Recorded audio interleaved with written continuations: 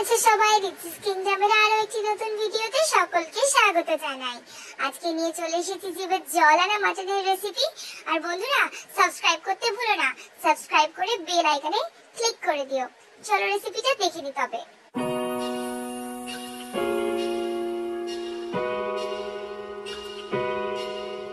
পেঁয়াজটা খুব ঝিরিঝিরি করে কুচিয়ে নিয়েছি, যাতে মশলাটা কষানোর সময় পেঁয়াজটা তাড়াতাড়ি গলে যায়।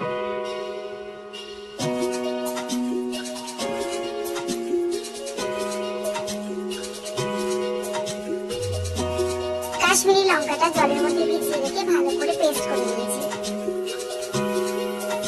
দইটা খুব ভালো করে ফেটে নিতে হবে, যাতে ওর মধ্যে কোনো লাম্প না থাকে।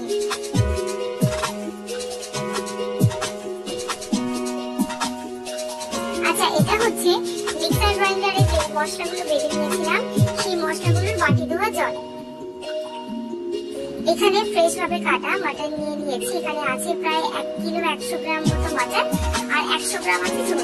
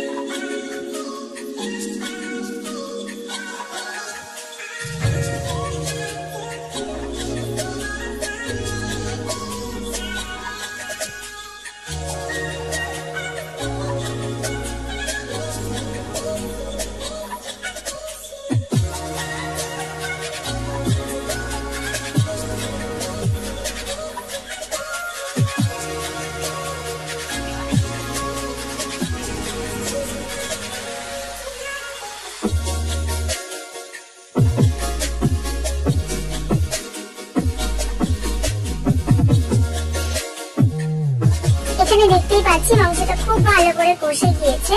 এবার আমরা এখানে দিয়ে দেবো গরম করে রাখা জল। জলটা যেন গরম হয়, কাঁচা জল দিয়ে দিলে কিন্তু মাংসের স্বাদ ভালো আসে না।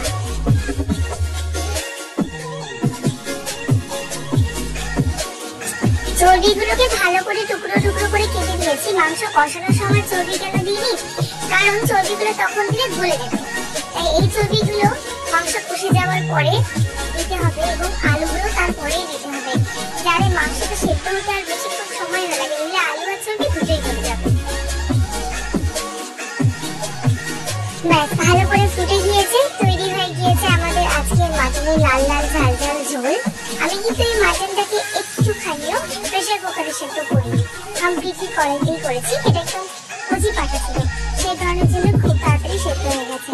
পুরো ভিডিওটি দেখার জন্য অনেক অনেক ধন্যবাদ। আমার এই ভিডিওটি ভালো লাগলে লাইক আর সাবস্ক্রাইব করতে ভুলো না। আবার দেখা হবে অন্য ভিডিওতে।